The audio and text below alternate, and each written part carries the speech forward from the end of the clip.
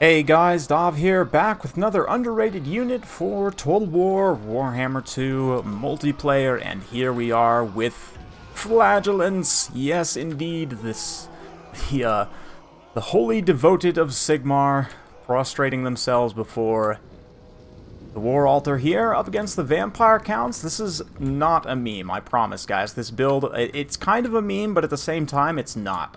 This is sort of a variation of the wagon train build.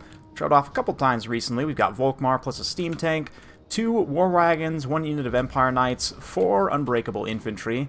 3 of them are Flagellants, including the Tattersouls, Regiment of Renown, and of course, Sons of Sigmar. Swordsman, 3 spearmen up front, and that's it.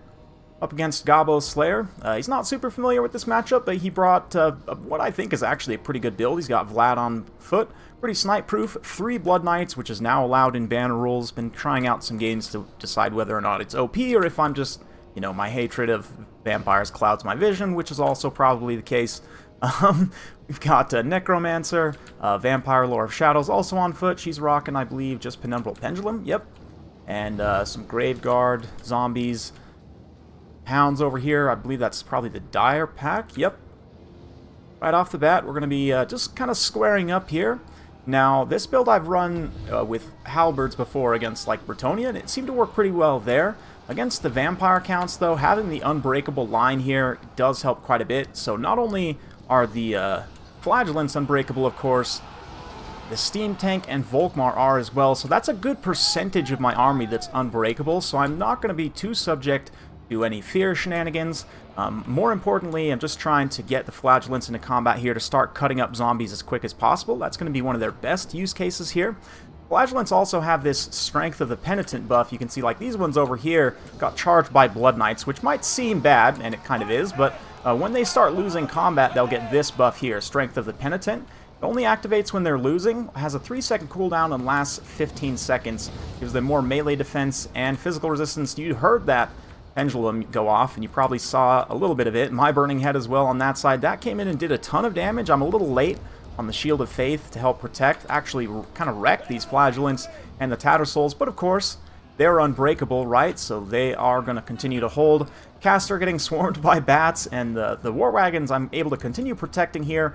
Volkmar and the Empire Knights have just been screening out. The Empire Knights, honestly, they're more meant to just block here as much as possible and keep the Blood Knights from really getting at my high-value targets, or at least getting good, clean charges on them. Likewise over here, these Spearmen and the Flagellants, you can see they shrugged off that assault just fine. Now we're fighting back against skeletons, and we're going to be able to try and keep this steam tank position secure, even though I don't really need to protect the steam tank as much as other artillery, obviously. I just don't want the Blood Knights to get, like, a good, clean charge on it, mostly. Here, though, the Empire Knights have done a good job holding. They're going to take a ton of damage in this engagement, though, so I pull away, pull Volkmar back, pull the War Wagons back, kind of all in a big line here. That Banishment wrecked the bats that were wrecking my caster, trying to disengage him there. But finally, the Blood Knights are able to get an okay charge, not the best charge on the steam tank. Again, the Empire Knights, though, able to position themselves to block, and all the meanwhile, these Flagellants have just been cutting very efficiently through this front line, and even these Graveguard, it's kind of awkward engagement here with the Warrior Priest supporting, especially, you guys know I'm a huge fan of that combo. At any time you can support Flagellants with a Warrior Priest, just seems so appropriate, but this Burning Head here was really well placed right through these Spearmen and Zombies. It's also going to clip these Graveguard right here, and I totally unintentionally drag these Graveguard straight through it as well, so yeah, the point I was going to make about the Flagellants, the unbreakableness is super important here, right? Because all of them have taken a lot of damage, and like something like a Swordsman or Spearman definitely would have routed, probably right after that Pendulum, to be honest. But they've continued to fight here, and that allows me to then bring them in this late game, and especially with attack buffs. I mean, these Tattersouls up to 73 attack. No, that can't be right. Is that right? 73 attack, yeah, with that Hammer of Sigmar. So even though they don't have the best AP values, they are still going to be getting hits against these Blood Knights. And, you know, they'll take continuous damage in here, and all things combined, right? Empire's all about combined arms. War Wagons getting a lot of kills, and even if the Tattersouls are just, able to kind of stand in here and distract and soak hits and maybe do a little bit of damage, that's all I need to allow these War Wagons to continue to operate. And the Steam Tank now being used to kind of countercharge in. Of course, it does have an 80 charge bonus, so it can countercharge and not only use its mass to block, but actually do some damage as well to the Blood Knights. Volkmar, same thing. He's not going to do as much damage on the charge, but he's got his abilities to buff and kind of AoE blast.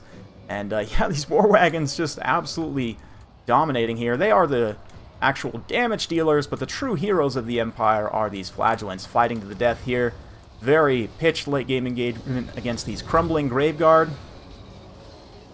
And even at their very, very last, these Flagellants are still dangerous. I mean, there's only 500 HP left, right? But they're able to stand in here and deal with quite a bit of Graveguard HP with that Hammer of Sigmar especially. I mean, the Faith Prayers are just so good, especially the damage resistance too, helping them to shrug off more damage. And, I mean, they are losing now. They're getting the Strength of the Penitent, getting that physical resistance also, and the Graveguard are just struggling to finish them off. Which is saying something. Graveguard are a unit that I plan on covering soon as well, and I won't spoil it for you, but they're a very strong unit. I have a high opinion of them. And finally, that Blood Knight charge might finish them off, but there's still 3 scrapping, and look at this. I'm not going to say a fresh unit, but another tattered unit of tattered souls. Not the tattered souls themselves, but you know what I mean. They're going to run in here, try and continue to bog down the Blood Knights.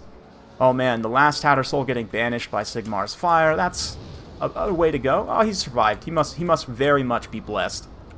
He survived with 17 HP. True blessed of Sigmar. Okay, I guess we got to follow this guy around now. This narrative is all of a sudden all about him. The one Tatter Soul. I don't know if I'm actually going to use him for anything.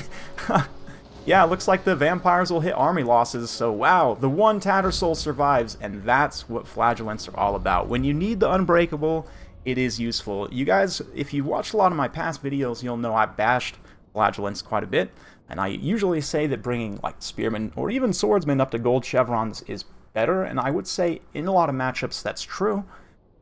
Against certain undead factions, especially though, where that Unbreakable comes very key into play, and not only that, but they trade very well into undead infantry because of their high DPS, right? And all of that combines together to make them very useful in, I would say, this one and Tomb Kings for sure. Vampire Coast a little bit less so, because they are vulnerable. They don't have shields, right? That kind of gives state troops a little bit of an advantage there. Also, I mean, they'll cut up zombies like there's no tomorrow, but they do get blasted by like bombs and stuff. I mean, regular state troops do too, but they do it a little bit more expensively, right? And I mean, just generally in that matchup, you're going with a different avenue, trying to outshoot the Vampire Coast while still having the tools to deal with any high armor monsters they may bring. But against Tomb Kings and against Vampire Counts especially, all the skeleton, infantry, and zombies just gets absolutely shattered. I mean, besides Graveguard and Tomb Guard, but even there, you guys saw where they can get kind of good, favorable engagements with the right support. They even can trade, and if you guys go back and watch the one I did about the Warrior Priest, you'll see there the Tatter Souls just absolutely wrecking the Kepper Guard, right? Because the fire damage and the support from the Warrior Priest gives them a specific way to hard counter that unit where they would normally lose pretty badly in that specific encounter. But anyway, very, very fun stuff. I swear this build is not a meme. It is a meme, but it's not, you know. I urge you to give it a try if you really think it is. But Spearmen with Shields did a great job there. The War Wagons I was able to keep secure enough to do enough damage. Steam Tank carrying, as always, using its gun and using its charge and just, you know, switching back and forth between the two. I definitely recommend. On the standard keyboard, F is the key to switch between melee and ranged mode. That's a keybind I definitely recommend you guys memorize by heart for a unit like a Steam Tank, especially if you have it like on a control group. Like you can switch and turn it on and off, and then, you know, charge, switch fire, switch charge, all that jazz. But anyway, back to Flagellants. I'll do a video about the Steam Tank eventually and show you guys what I mean. But just to finish things off here. Yeah, so they're great for clearing chaff. The Unbreakable is nice. And, I mean, the Frenzy, they will never lose because their Unbreakable is, you know, their leadership is permanently 100, right? So just basically add Frenzy to their stat card whenever you look at it. And then the Strength of the Penitent, of course, as well, gives them a little bit more defensive stats when they're losing, makes them lose a little bit less. But they are very vulnerable, as you guys should know, and as you may have seen there, 0 armor, low defense, and no resistances. Baseline means they're extremely squishy. You do have 90 unit models, which goes up to 120 for the Tattersouls, and that extra HP, of course, to accompany it, which is quite nice, at 2,000, like basically a third more HP, right? Which I guess makes sense, about a third more models. Exactly, a third more models, actually. But yeah, the Tattersouls, I do think it's worth the upgrade. If you have the points to upgrade, I mean, it's, yeah, it's pretty solid. And then, of course, buffing them up with Faith Buffs, as I mentioned. Other matchups, just kind of thinking through here. Low-tier infantry factions, like other low-tier infantry factions, you might think of like Skaven. They're pretty okay against Skaven, although they can take a lot of damage from different things, you know, like mortars and stuff. Because they're a little bit more expensive than state troops, that is definitely a consideration. And, I mean, even still, they'll trade pretty well, like if we just compare their stats to like Clan Rats. Clan Rats have the same melee defenses, though, which is kind of crazy. Spears even have more.